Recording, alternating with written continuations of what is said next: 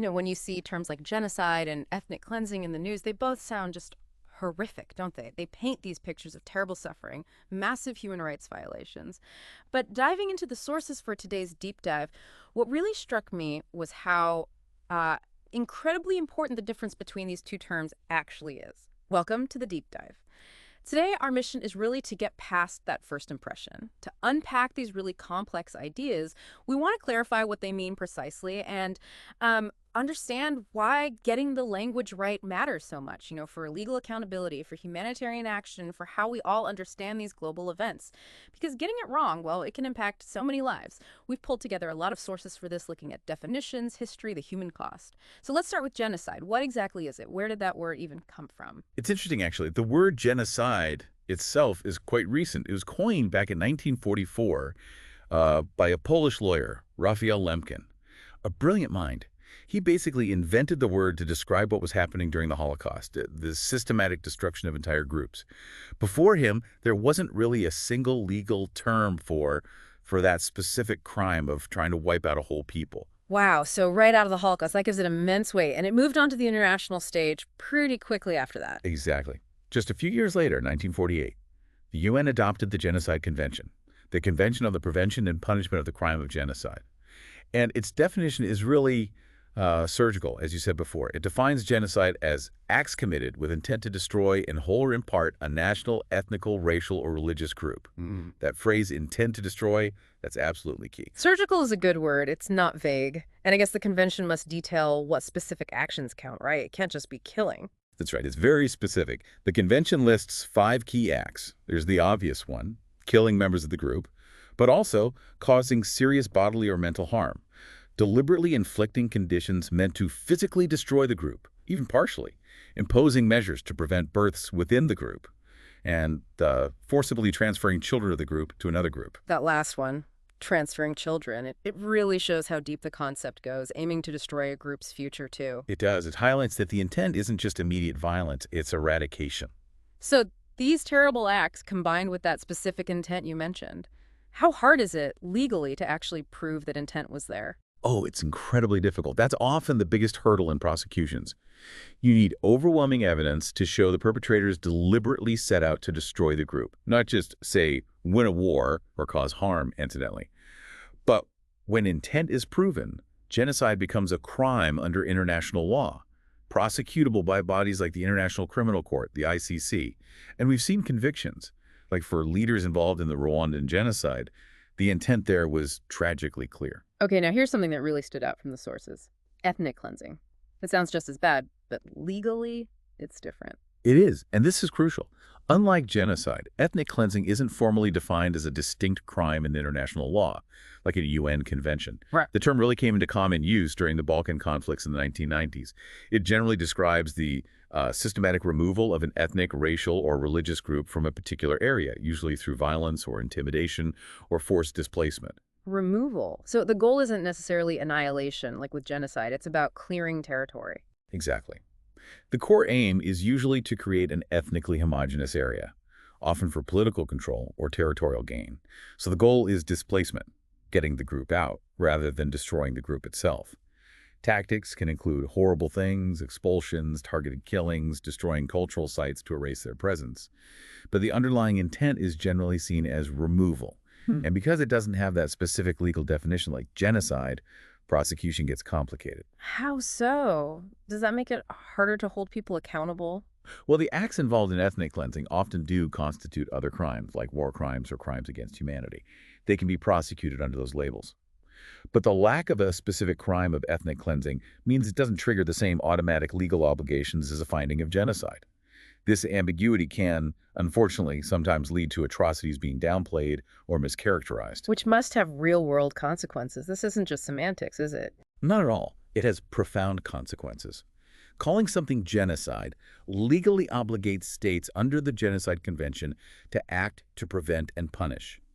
It triggers things like the responsibility to protect. R2P, right. Yes, and history shows delays can be fatal. Think about Rwanda in '94. There was hesitation early on to use the word genocide. Some argue that hesitation contributed to the delayed international response, with devastating results. But you also wouldn't want to overuse the term genocide either, I suppose, dilute its meaning. That's the other side of the coin. Overusing it could diminish its specific legal and moral weight. Precision is vital. And it affects how the world sees these events too, doesn't it? Public perception, political will. Absolutely. Yeah. Genocide carries this immense moral gravity that, ideally, demands a strong global response. Ethnic cleansing, while utterly horrific, might sometimes be perceived, perhaps wrongly, as a sort of lesser issue, maybe part of a war, leading to less decisive action. So understanding the difference helps ensure victims get the right kind of recognition and perpetrators face justice that fits the crime. Precisely. It's about aligning the response with the reality of the atrocities committed. Here's where it gets really interesting, looking at actual examples. The sources gave us Rwanda and Bosnia, which seem to illustrate this difference starkly. Tell us about Rwanda first. Rwanda in 1994 is just a devastatingly clear example of genocide. In about 100 days, around 800,000 people, mainly Tutsis but also moderate Hutus, were systematically murdered. This wasn't random violence. It was fueled by intense propaganda aimed squarely at eradicating the Tutsi population. That's systematic nature again. Yes, it was highly organized. Machetes, guns, crude weapons were used. Radio stations were broadcasting hate speech, dehumanizing Tutsis, inciting people to kill their neighbors. The targeting was methodical. Men, women, children. Mass rape was used as a weapon to destroy future generations. The intent to destroy the group was undeniable. And the world's response. Tragically slow, despite warnings. It remains a huge point of failure for the international community. But afterwards, the International Criminal Tribunal for Rwanda, the ICTR, was set up. And it did secure important convictions, like Jean-Paul Akayasu's, establishing legal accountability specifically for genocide. Okay, so that's genocide. How does the Bosnian War then show us ethnic cleansing? The Bosnian War, from 92 to 95, is often cited as a prime example of ethnic cleansing. Bosnian Serb forces, led by figures like Milošević and Mladić, aimed to carve out ethnically Serb territories. Yeah. By systematically forcing out Bosniaks, Bosnian Muslims, and Croats from those areas, they used forced displacement, mass detentions, intimidation. And this is where the Srebrenica massacre fits in, because that was ruled a genocide, wasn't it? Yes, that's a crucial point. The Srebrenica massacre in July 1995, where over 8,000 Bosniak men and boys were systematically executed by Bosnian Serb forces, that specific event has been legally classified as genocide by international courts. The courts found the specific intent to destroy that particular group of Bosniaks in Srebrenica. Ah. But the overall campaign across Bosnia during the war, the broader strategy of removing non-Serbs to create ethnically pure areas, that aligns more closely with the concept of ethnic cleansing. So a specific act of genocide within a wider campaign of ethnic cleansing. That's a really important distinction. It is. And the response in Bosnia was also complex and came late. The Dayton Accords eventually ended the fighting, but the ethnic divisions and scars remained deeply entrenched.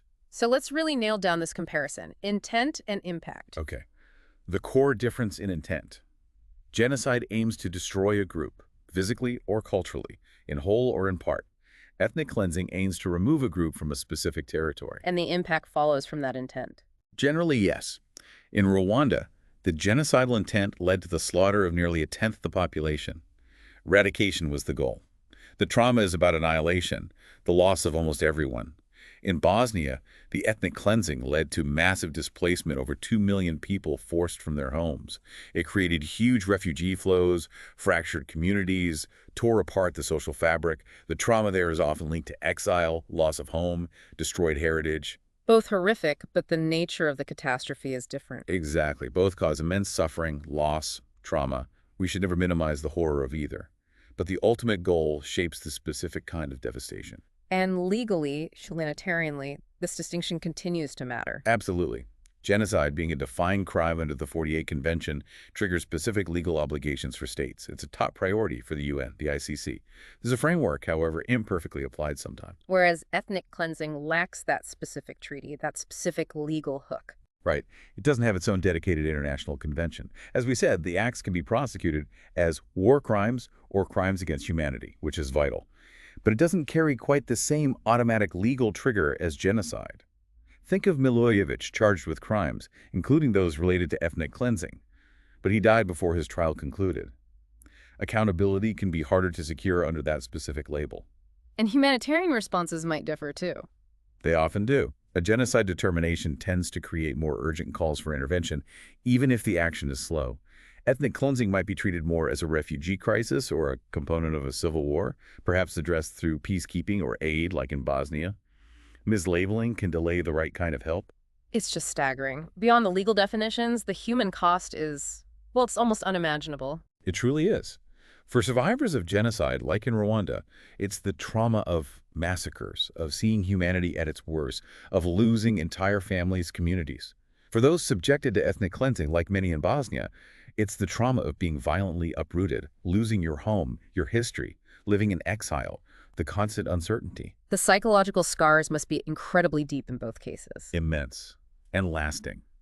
Decades later, the pain, the loss, the fear, it's still very real for survivors and their children. The terminology matters for law and policy, but the human suffering is profound, regardless of the label. So what does this all mean for you listening to this? Why is getting this right so important for us as, global citizens? Well, understanding this difference, it isn't just academic. It's really vital if we want effective responses to these kinds of horrors. Definitely. Education is a huge part of it. We need to use these terms accurately in media, in advocacy, in our own conversations. Combating misuse is key. And international bodies need to keep strengthening those early warning systems. Learn from the failures of the past, like Rwanda. Grassroots work too, intercommunity dialogue, healing initiatives that are essential for prevention. You see the confusion play out all the time, right? Especially online, on platforms like X. People use the terms almost interchangeably sometimes. But by having these more nuanced conversations, by understanding the distinctions, we can better honor the victims and push for real accountability. You really do have a role here, advocating for human rights, supporting efforts to prevent these tragedies. And look, if you want to dive deeper into complex topics like this one, explained clearly with expert insights, you should check out Mind Expansion Daily. We really put a lot of work into sourcing this information and making it accessible. So if you find this valuable, please take a second to like and subscribe to Mind Expansion Daily. It genuinely helps us reach more people who are curious about the world. Now, we'd love to know what you think. What are your thoughts on this? Have you seen these terms used? Did this deep dive help clarify things? Leave a comment below. Tell us if you agree or disagree with how we've summarized these crucial distinctions. Let's continue the conversation. So just to recap that core difference one last time, genocide is about the intent to destroy a group. Ethnic cleansing is focused on removal from a territory. And that difference shapes everything that follows. And maybe a final thought to leave you with.